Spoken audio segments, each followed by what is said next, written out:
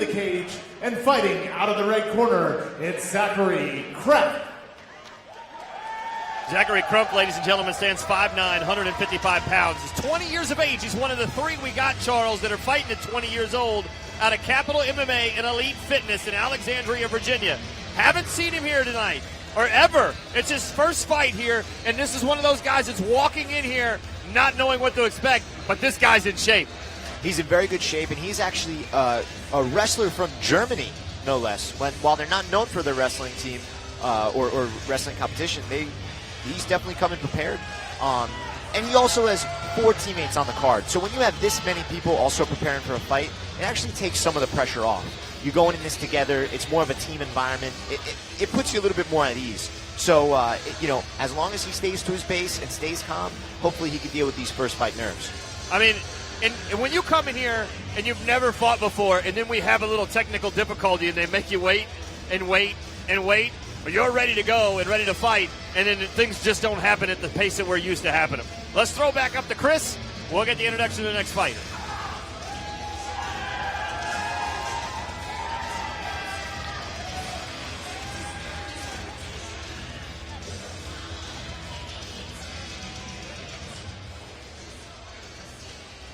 And his opponent, making his way to the cage and fighting out of the blue corner, it's Luke Staley. Luke Staley, 5'7", 152 pounds, also 20 years of age, out of Clinch Academy in Frederick, Maryland. Came all the way from Frederick. Also his first fight tonight. So both guys in the ring, never fought inside here before, in front of a couple thousand people, out here and on the main stage. You know, most people don't even get to fight inside a cage when they're practicing. They got a mat. Yeah. Well, I wanted to touch on something you were actually talking about prior to the last fighter. When you have a delay and you're waiting, the waiting is the worst part. I think the weight cut might be the most dangerous part of MMA, but when you're waiting to fight, the anticipation, the nerves, all the emotions that go with it. You get, your heartbeat beats faster, then you get tired, then you get excited. It's this roller coaster of emotions, and then to have to wait after warming up, you're about to go, and then be told, stop, we have technical difficulties.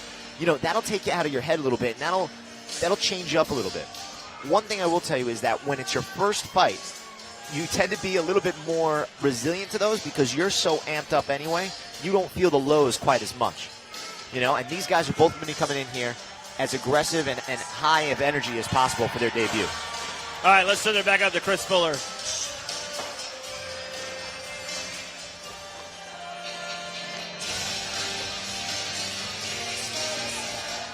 Ladies and gentlemen, this next bout is scheduled for 3 3-minute rounds in the Cagezilla lightweight division. Starting out, fighting out of the red corner, standing 5'9", weighing in at 155 pounds, and fighting out of Capital MMA, it's Zachary Krapf. Zach Krapf, 5'9", 155 out of Capital MMA. He's one of our 20-year-olds. And his opponent, fighting out of the blue corner, standing 5'7" and weighing in at 155 pounds, fighting out of Clinch Academy, it's Luke Staley! Staley, 5'7", 152, also a 20-year-old. 2 20-year-olds tonight. Once again, ladies and gentlemen, this bout is scheduled for 3 3-minute rounds, and your referee is Joey Miller. Joey Miller, the referee, is scheduled for 3 3-minute rounds. As we get the seconds out, we get the cage all closed up. Chris will come back to the table, and he'll join us. Charles, you got a lot of nerves right here, especially after the long wait, and here we go. Joey calls them out. They touch gloves right on the middle of the logo. Now, one thing I want to point out, we have a very big size discrepancy between both fighters. You can see that Zach is significantly bigger. He cut weight to make 55, whereas Luke came in underweight. I'd have a hard time believing that he put on more than a couple pounds is Luke, whereas Zach looks like he's every bit 165 pounds. Zach fighting with the red gloves. Luke fighting with the blue gloves. Zach putting the pressure on just a much bigger guy, even though, they're supposed to be fighting in the same weight class. Zach just looks like a bigger guy in there. And you can really see it as they clinch up. But what's interesting is that he actually went for double overs. And Zach did a good job of getting double underhooks and then landing that clean elbow, too. International wrestling, a lot of times they do a lot more throws, and that might be something he's more accustomed to. But I can tell you when you close, and there it is, you're going to have it right here. Beautiful suplex. He took the double overs, and he was able to just walk him right to where he wanted. and that's high-level wrestling, but also there is a bit of a size discrepancy, and you can see it right there as he launched him over. And being stronger, though, doesn't only make you quicker. Correct. So correct. it looks to me like Luke is a little bit quicker on his feet, can move side to side. He just needs not to walk in there and get caught. Exactly. And Zach's a little bit upright. His hands are a little bit loose. If Zach can start landing some hard jabs, he might be able to get the respect he needs to avoid those harder takedowns. Very clean striking, though. Excellent punches into kicks by Zach.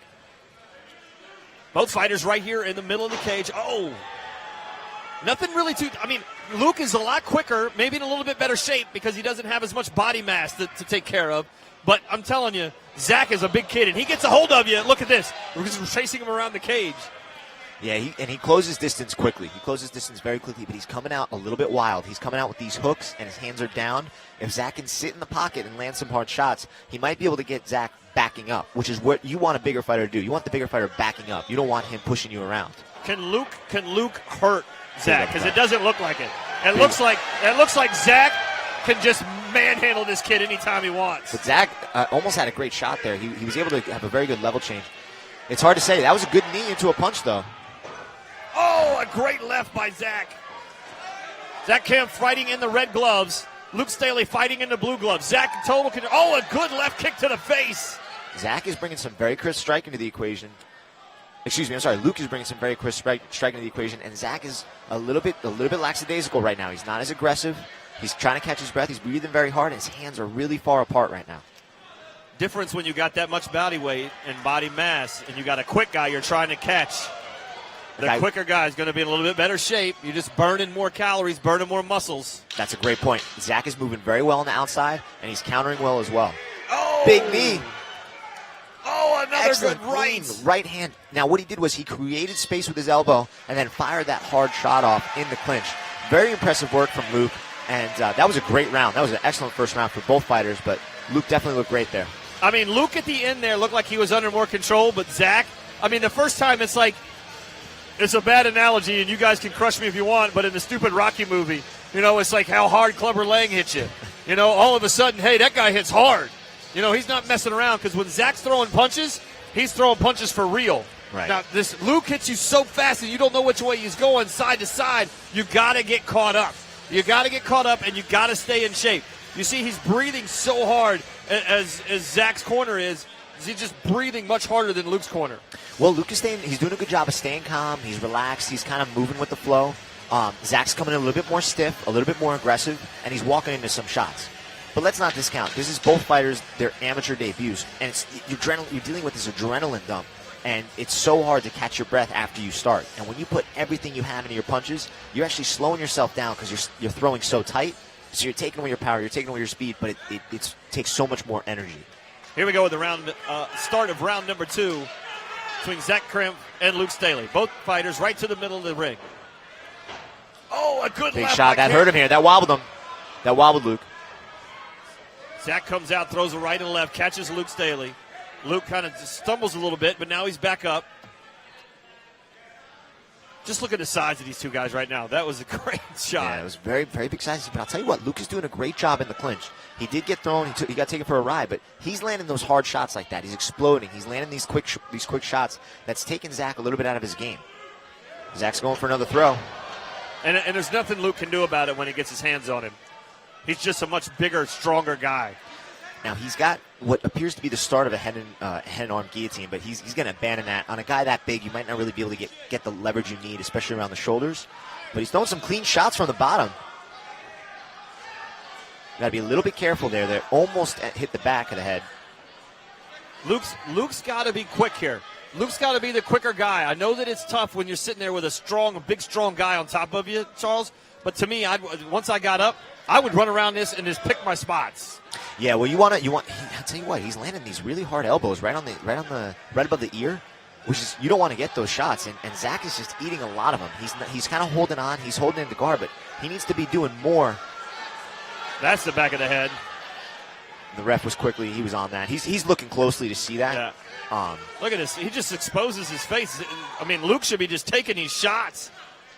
You know, one thing Zach needs to do right now is he needs to advance his position. He needs to go up and over that leg. He needs to do something a little bit more to get the leverage and not continuously eat these elbows because he keeps eating them. I'm about to say, it looks like Zach is in control of this, but Luke is actually just crushing him right here. Yeah, from the bottom, this is a lot to deal with. This is a lot for Zach to deal with, and he's got to do something a little bit more than what he's doing now. Zach has a little egg over his left eye that's starting to produce a little bit. Here we go. Now he's posturing up a little bit. And he lets him up. Got a little blood coming from the mouth of Zach. He's tired. Big shot landed there. Uh-oh. Excellent roll, though, from Zach. That could have been, from Luke. That could have ended badly, but he actually dove in and controlled that roll. Yeah, that was very smart. Very smart from Luke.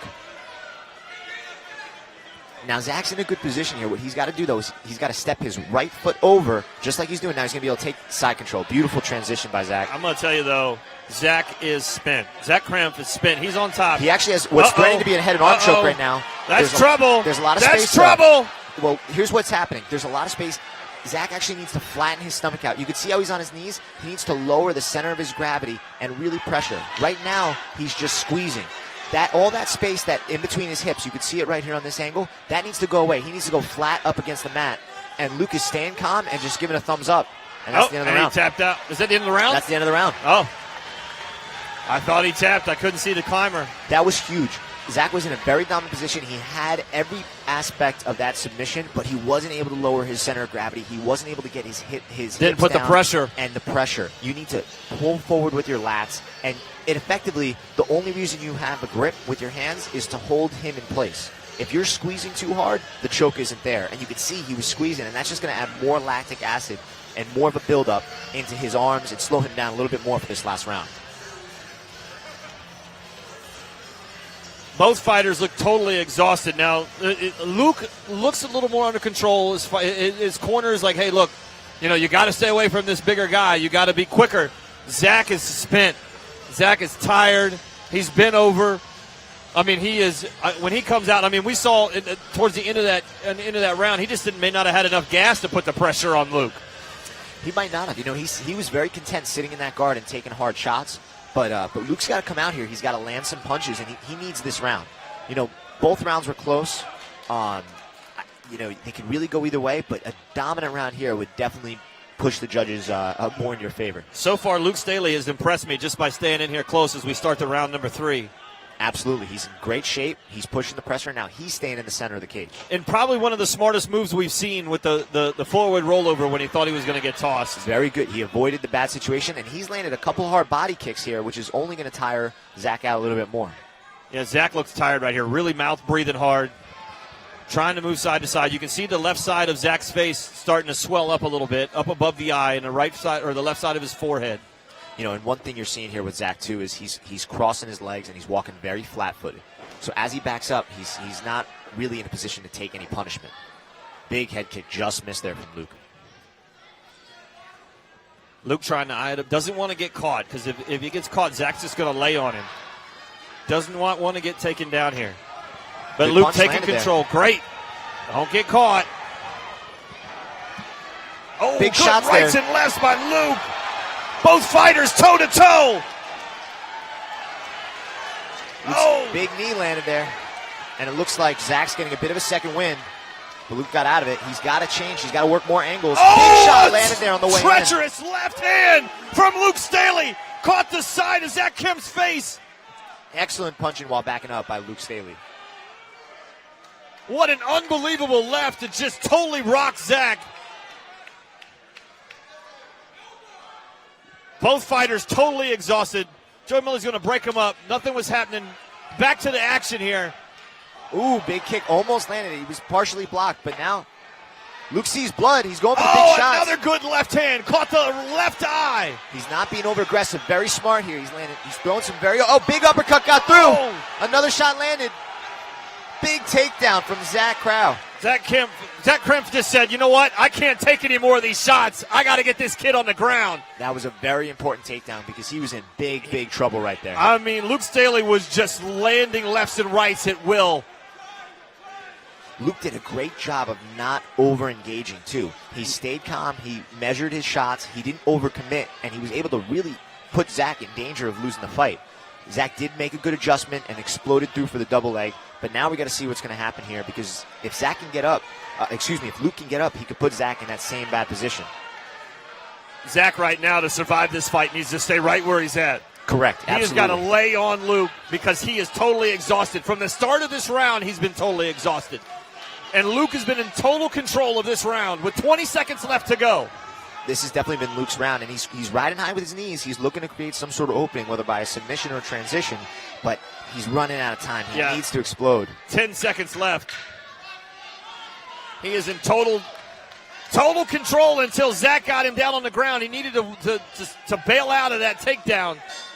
And that's the end of round number 3 and the end of this fight, ladies and gentlemen. Wow. I'm going to tell you, I didn't give Luke a shot. I didn't get Luke Staley any chance when I saw him walk in here. And this happens to me all the time, Charles.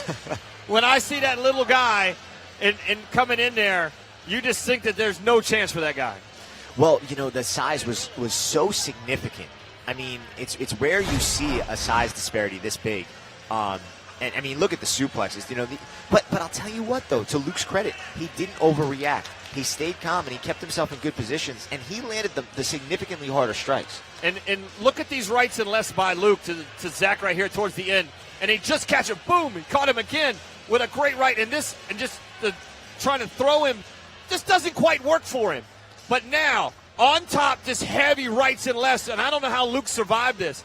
But when you come back out, and this is the end of round number 2. When you come to the end of round number 2, and you were talking about spread out, lower those hips, Charles, that's the way to go. Yeah, exactly. And this was a really good opportunity for Zach to finish the fight. And in this third round, you see here, I mean, Zach was throwing hard body kicks. He was landing hard punches. I mean, look at these unbelievable haymakers. Shots were landing, and then right here you see, boom, big shot. That's on the best in. left of the fight, and I can't believe Zach stayed up. And then right here at the end, there was almost a finish. I mean, after these 4 or 5 punches landed, that was just about it. But Zach paddled through.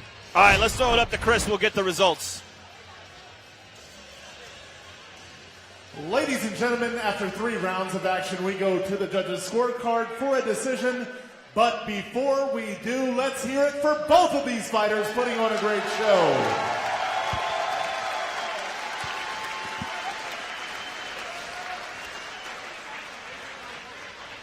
All right, ladies and gentlemen, Judge 1 scores the bout 29-28, red corner. Judge 2 scores the bout 30-27, blue corner.